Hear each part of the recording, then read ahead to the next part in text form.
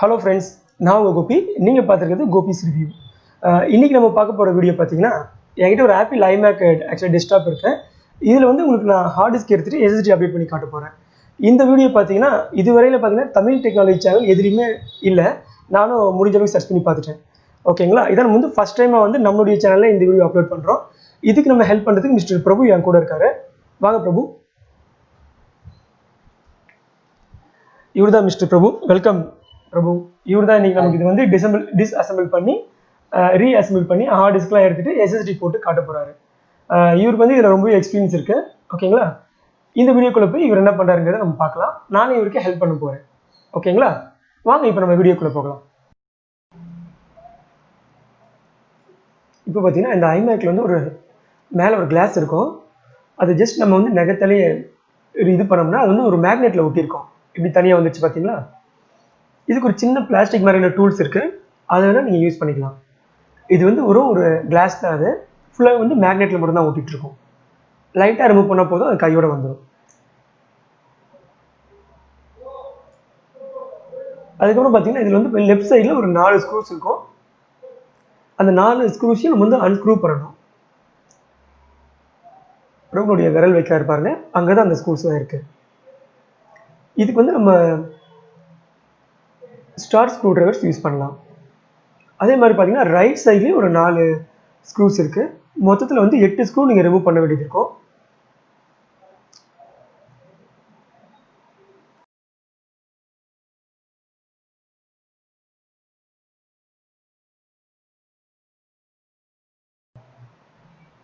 இப்போ இந்த ஸ்க்ரூஸ்லாம் ரிமூவ் பண்ணியாச்சு. பார்த்தீங்கன்னா உங்களுக்கு அந்த டிஸ்பிளே வந்து வெளியே வந்துடுது. இப்போ இதில் வந்து பார்த்தீங்கன்னா 4 கேபிள்ஸ் கனெக்ட் ஆகிருக்கும். இது கொஞ்சம் தெளிவாக காட்டுறேன் பாருங்கள். உங்களுக்கு மெயின் வந்து பார்த்தீங்கன்னா இந்த டிஸ்பிளே கேபிள். ஓகேங்களா? அங்கே தான் இருக்கும் அது. ஓகேங்களா? அதை நம்ம ரிமூவ் பண்ணியாச்சு ஆல்ரெடி. இது வழியாக மூலமாக தான் உங்களுக்கு வந்து டிஸ்பிளே தான் ட்ரான்ஸ்ஃபர் ஆகும். இதை தவிர்த்து வந்து ஒரு 3 கேபிள் கனெக்ட் ஆகிருக்கும்.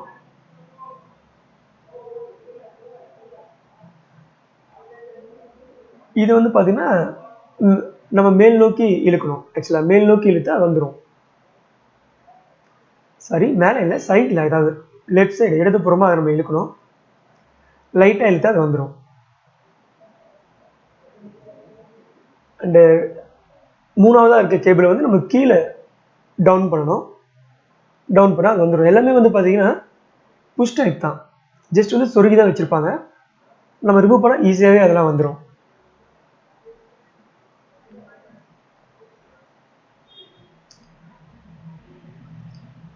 அண்டு இதை வந்து கடைசி கேபிள்.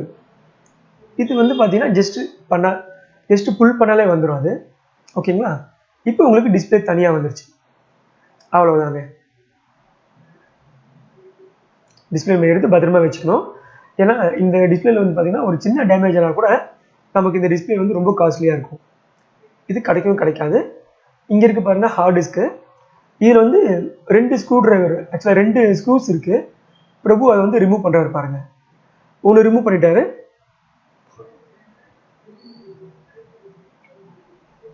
ரெண்டு ஸ்க்ரூ நம்ம ரிமூவ் பண்ணோடனே இந்த ஹார்ட் டிஸ்க் வந்து நம்ம ஈஸியாக எடுத்துடலாம். எடுத்துட்டாரு. அதில் பார்த்தீங்கன்னா பவருக்கு ஒரு கனெக்ஷனும் டேட்டா ட்ரான்ஸ்ஃபர் ஆகிறதுக்கு ஒரு கனெக்ஷன் இருக்கும். முதல்ல வந்து ஒரு டேட்டா கனெக்ஷனை ரிமூவ் பண்ணுறாரு அண்ட் பவரும் ரிமூவ் பண்ணிட்டாரு. அவ்வளோதாங்க. இப்போ நம்ம ஹார்ட் டிஸ்க் எடுத்து தனியாக வச்சிடலாம். இது வந்து பார்த்தீங்கன்னா சாட்டா எஸ்எஸ்டி. இது வந்து பார்த்தீங்கன்னா ஆக்சுவலாக வந்துட்டு நார்மலான ஒரு எஸ்எஸ்டி தான் இது. இதனுடைய கெப்பாசிட்டி 256 GB. இதை வந்து பவரில் ஃபஸ்ட்டு டேட்டா கனெக்ட் பண்ணுறாரு. அதுக்கப்புறம் பவர் கனெக்ட் பண்ணிக்கிறாரு. அவ்வளோதான். இது வந்து நம்ம எந்த ஒரு இதுவுமே இல்லை இதுக்கு. ஆக்சுவலாக இதுக்கு வந்து இந்த சாட்டா எஸ்எஸ்டி பொறுத்த வரைக்கும் உள்ள மூவபிள் பார்ட்ஸ் எதுவுமே இல்லாதனால எந்த ஒரு வைப்ரேஷனும் இருக்காது. ஸோ இதுக்கு நம்ம வந்து ஒரு டபுள் டேப் போட்டு அதில் ஒட்டிட்டிங்கன்னா அப்படியே நின்றுவாங்க. அதுக்கு பெரிய இதெல்லாம் ஒரு ஸ்டாண்ட் மாதிரிலாம் எதுவுமே ஃபிக்ஸ் பண்ண வேண்டாம். அதாவது ஒரு ஸ்க்ரூஸ் மாதிரியோ அது எதுவுமே தேவையில்லை. ஒரு டபுள் டேப் போதும் அதை நிற்க வைக்கிறதுக்கு. அது ஏன்னா அது எந்த விதமான ஒரு வைப்ரேஷனுமே ஆகாது எஸ்எஸ்டி பொறுத்த வரைக்கும். இதுவே நம்ம ஹார்ட் டிஸ்காக இருந்தால் இப்போல்லாம் நம்ம ஸ்க்ரூ இல்லாமல் நிற்க வைக்கவே முடியாது டபுள் டேப் போட்டு. ஏன்னா நாளடைவில் பார்த்தீங்கன்னா அது வந்து வைப்ரேட் ஆகி வெளியே வந்து விழுந்துடும். ஸோ எஸ்எஸ்டிஸ் பொறுத்த வரைக்கும் நமக்கு அந்தளவுக்கு ஒரு அட்வான்டேஜஸ் இருக்குது. அதுதான். இன்னொன்று பார்த்தீங்கன்னா இது வந்து வெயிட்லெஸ்ஸும் கூட. ஸோ வந்து அன்பேலன்ஸ் ஆகாது. டபுள் டேப் போட்டு ஒட்டினாலே போதுமானதாக இருக்கும்.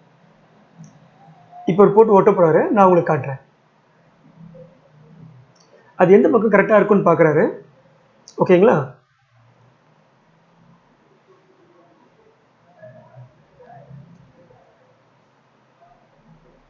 இப்போ டபுள் டேப்பு ஆக்சுவலாக எடுத்துகிட்டு வந்து கட் பண்ணுறதுக்காக போயிருக்காரு. இது கொண்டு வந்துட்டார் பாருங்க.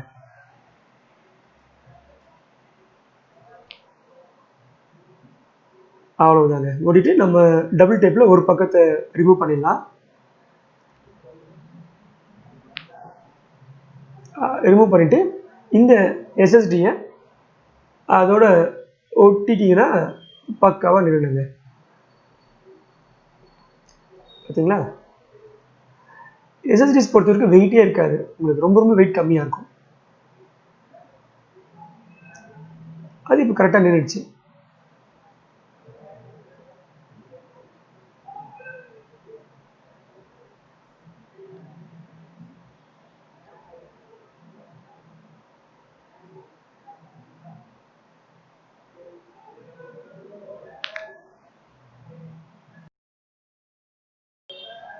இப்போ நம்ம அந்த டிஸ்பிளே கிட்ட எக்ஸாக்டாக அதில் வந்து பிளேஸ் பண்ணிவிட்டு அதுக்கான கேபிள்கெலாம் இணைக்கலாம்.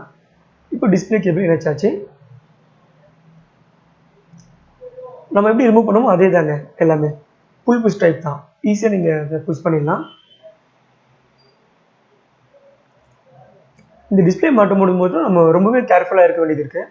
ஏன்னா ஒரு சின்ன டேமேஜ் ஆனால் கூட நமக்கு இந்த டிஸ்பிளே ஃபுல்லாக வேஸ்ட் ஆகும். இது ரொம்ப காஸ்ட்லியும் கூட.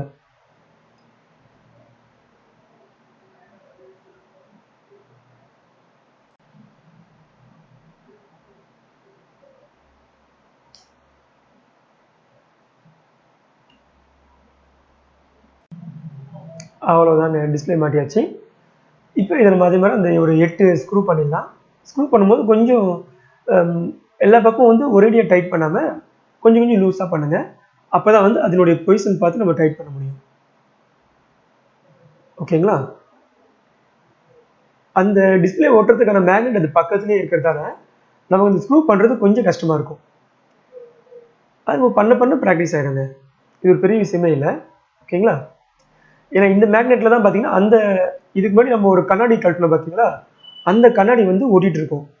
ஸோ அதுக்கான மேக்னெட் ரொம்ப பவர்ஃபுல்லாக இருக்கும். அது நம்ம ஸ்க்ரூ ட்ரைவில் இருக்க மேக்னெட் அதோட பவர்ஃபுல்லாக இருந்தால் மட்டும் தான் ஈஸியாக இருக்கும்.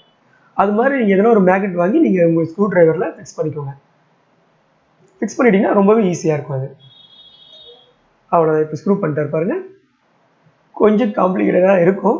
பட் இப்போ பண்ண பண்ண உங்களுக்கு ப்ராக்டிஸ் ஆகிடும். உங்களுக்கு இதனுடைய ட்ரைனிங் எதனா தேவைப்பட கூட சொல்லுங்கள். நம்ம வேணால் ஒரு லைவ் ட்ரைனிங் கூட ஒரு கண்டக்ட் பண்ணலான்னு இருக்கேன் ஃப்ரீயாகவே. நீங்கள் எனக்கு கமெண்ட் பாக்ஸில் கமெண்ட் பண்ணுங்கள். நான் உங்களுக்கு லைவ் ட்ரைனிங் கூட கொடுக்குறேன் இது பண்ணுறதுக்கு.